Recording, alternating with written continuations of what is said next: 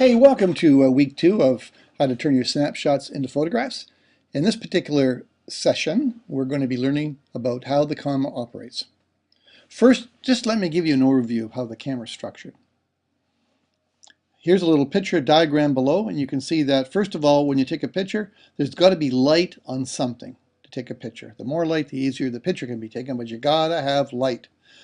Every camera has a lens, and that lens captures the light, shapes it, bends it, flips it upside down, and throws it onto the back of your camera. And different lenses do different things. And later on in the course, we'll learn about what these different lenses do and how it can affect your picture taking. Number 3, every camera has a shutter, or I'm sorry, it has an aperture. The aperture is the eye of the camera, the eye being the iris, how wide open the iris is or how small the iris is. There's little holes in the camera that can be made big or small. That's called the aperture.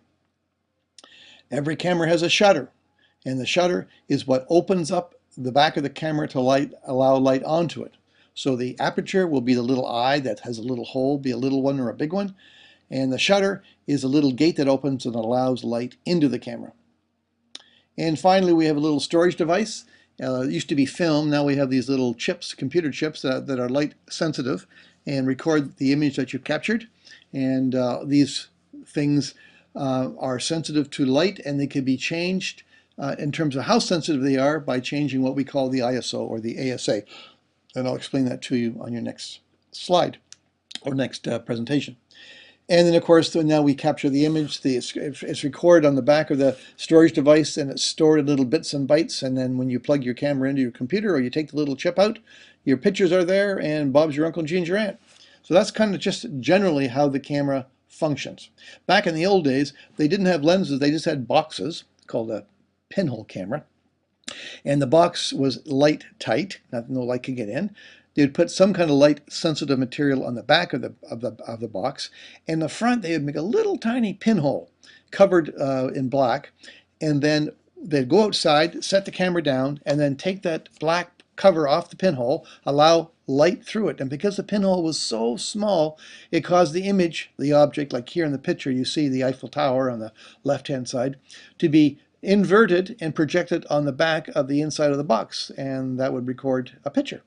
You might like to go to Google and look for pinhole cameras and see what kind of pictures are taken that way. You can actually turn your digital camera, if you have an SLR, a bigger camera, into a pinhole camera by putting the lens, the cap, take the lens off, put the cap on the body, drill a little tiny hole the size of a pinhole. Actually, what you do is you drill a bigger hole, cover it in tin foil, and then make a little pinhole prick on that.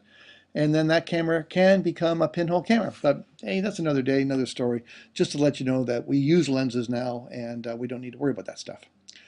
Okay, the point here is today's session is going to get you to know your camera.